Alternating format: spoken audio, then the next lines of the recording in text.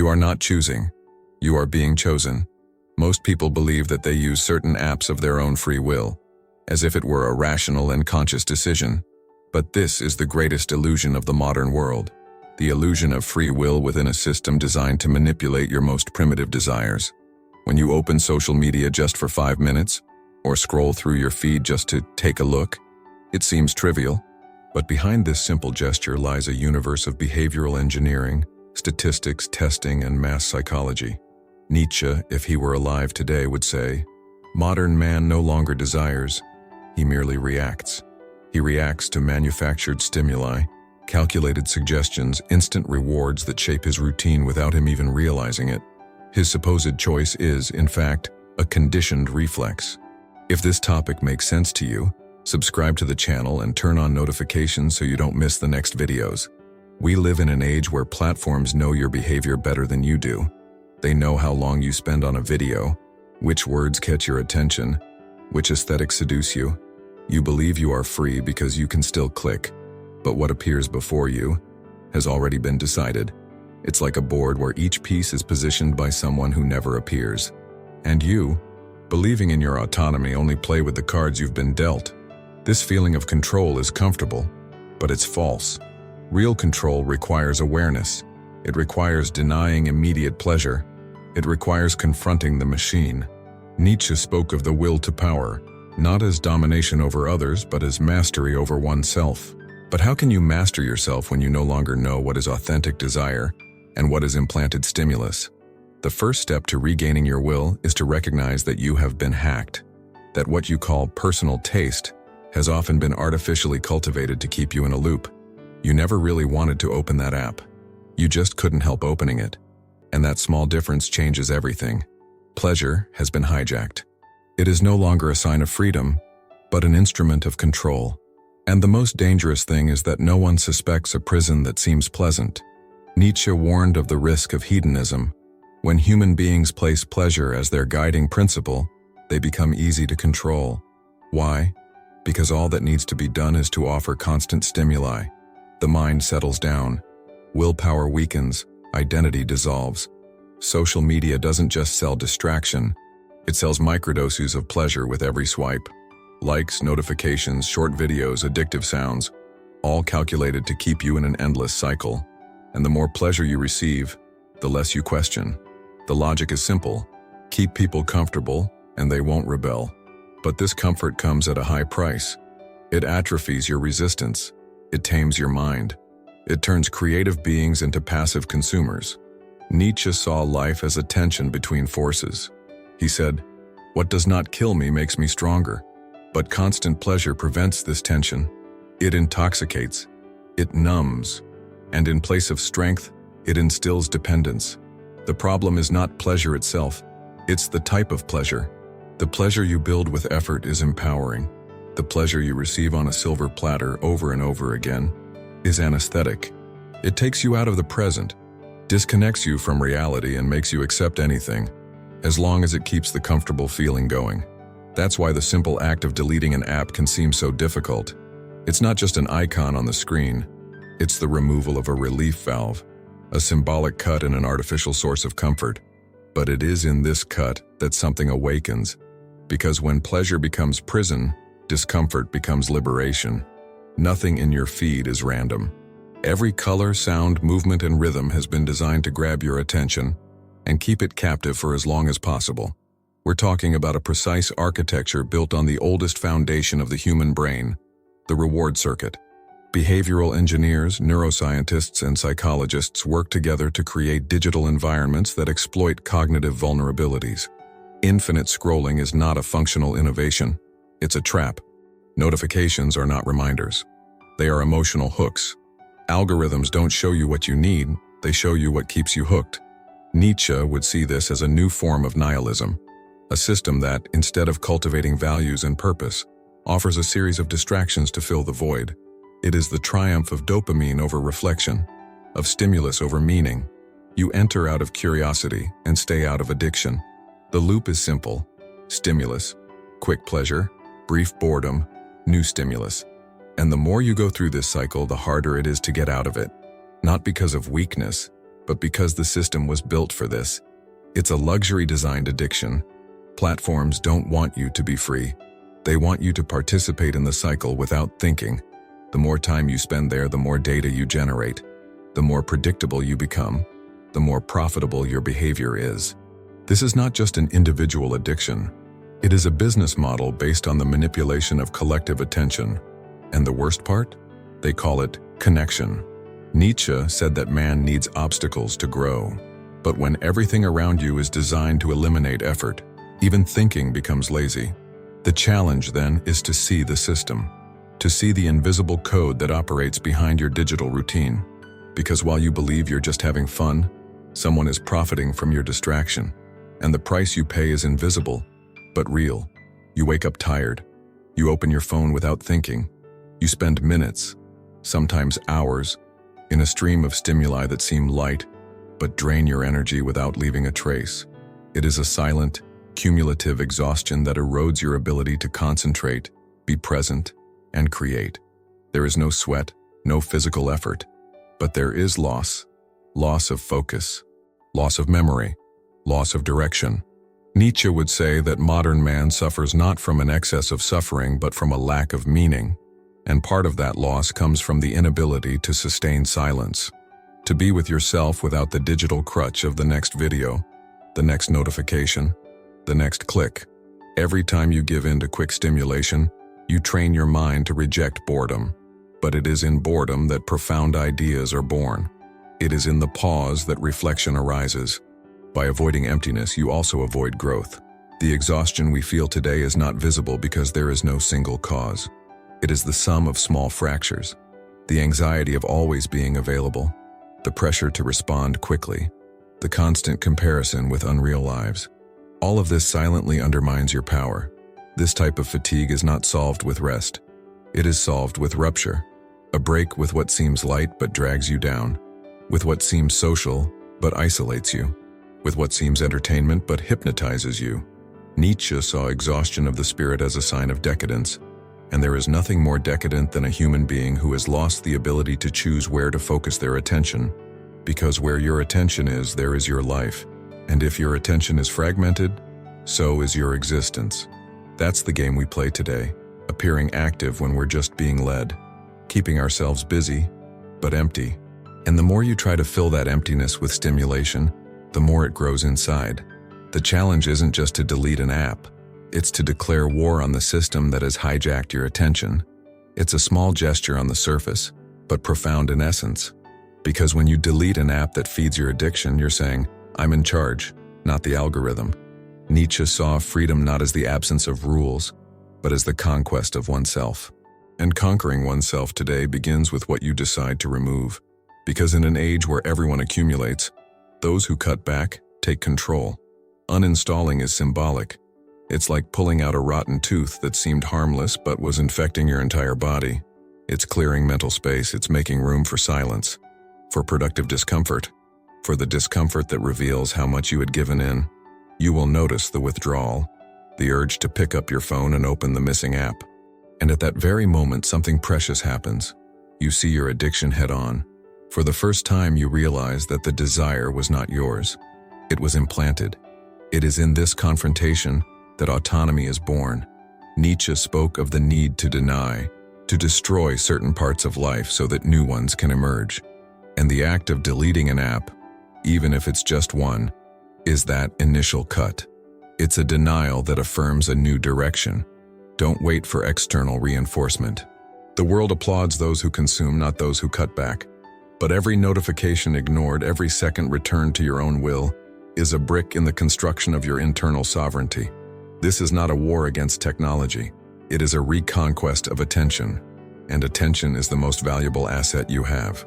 When you delete, you don't lose an app. You begin to regain yourself. And that is much more powerful than it seems. You deleted it. And now you feel nothing. No euphoria. No immediate relief. Just an uncomfortable silence that follows you like a shadow. This is where many turn back. They reinstall. They relapse. Because they weren't prepared for what comes after addiction. Emptiness. A mental space that was once filled with constant stimuli, and now echoes. Nietzsche saw emptiness not as absence, but as possibility. He said, "You must have chaos within you to give birth to a dancing star." But the chaos he speaks of is not agitation. It is that internal discomfort that emerges when all distractions fall away and only you are left with your unfiltered thoughts. This is the most dangerous moment, and the most fertile. Dangerous because the brain, conditioned to quick pleasure, will seek any substitute. It will try to push you to another app, another piece of content, another noise.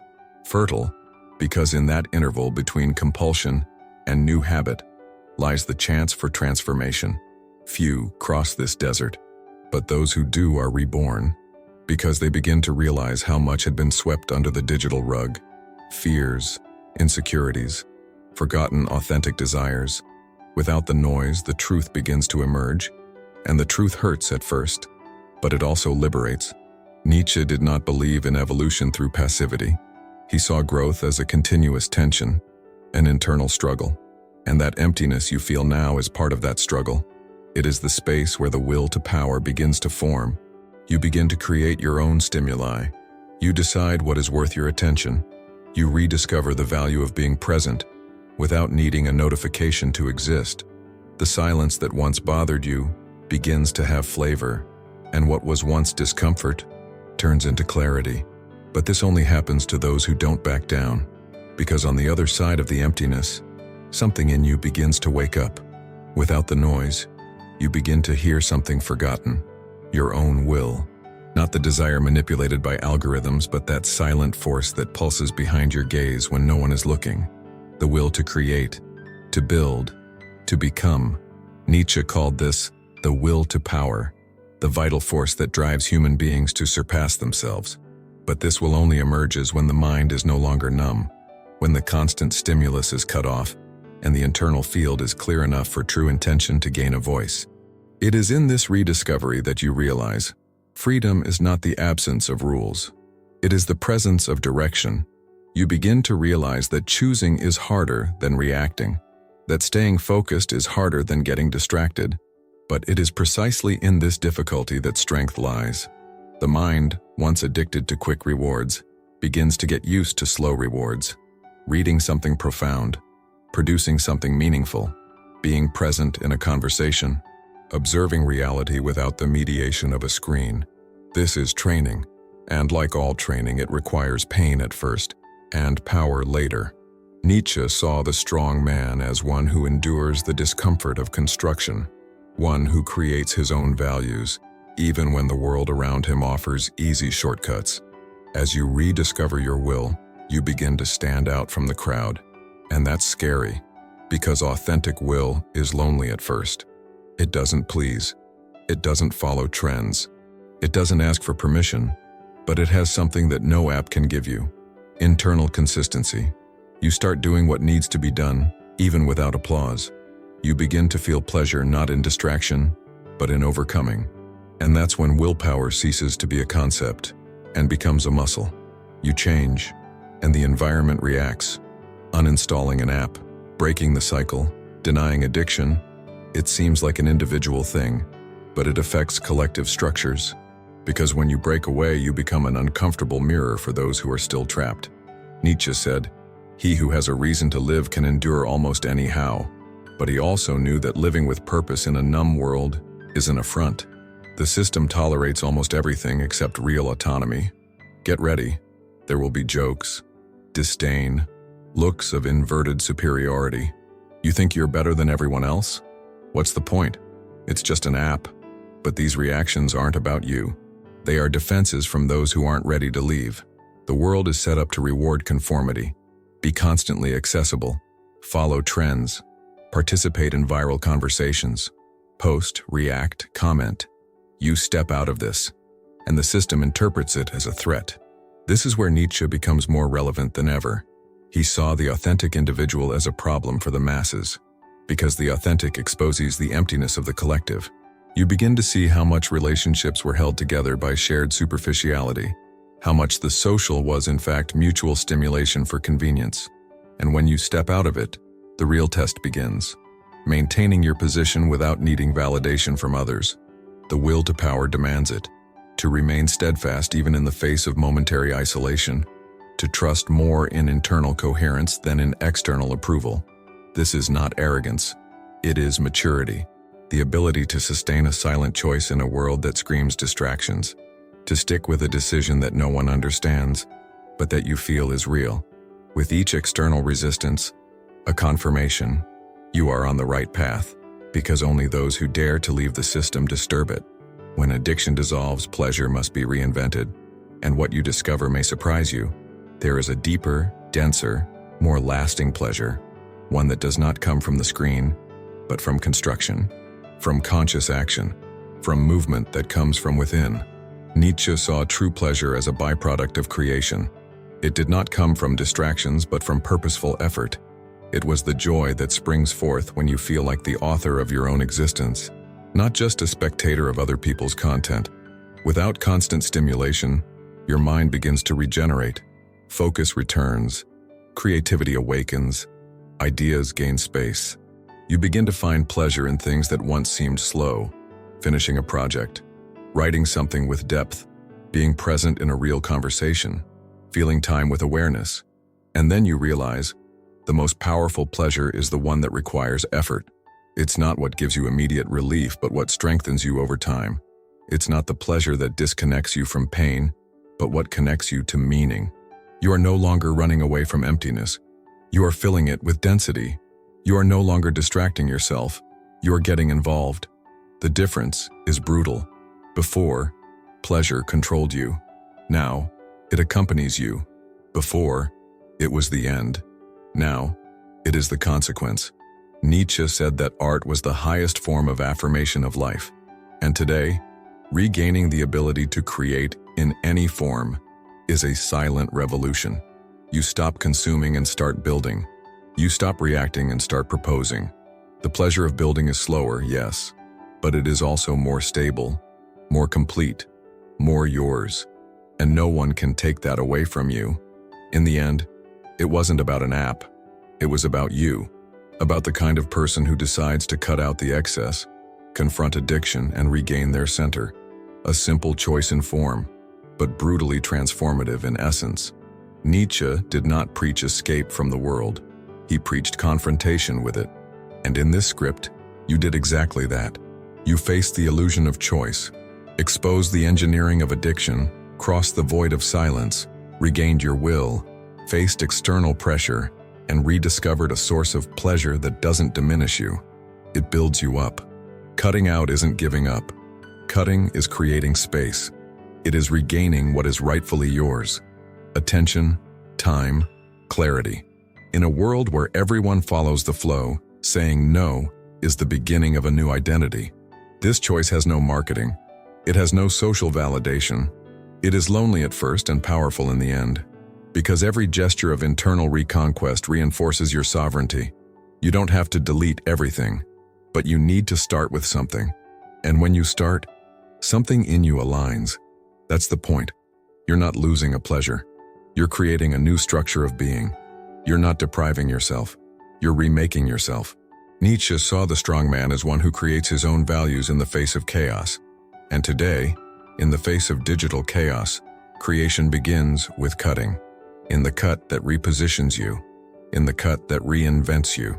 Now the question remains, how many distractions still occupy the place of your will? If this content made sense to you, like the video, subscribe to the channel, and leave a comment telling us which app you're going to delete today.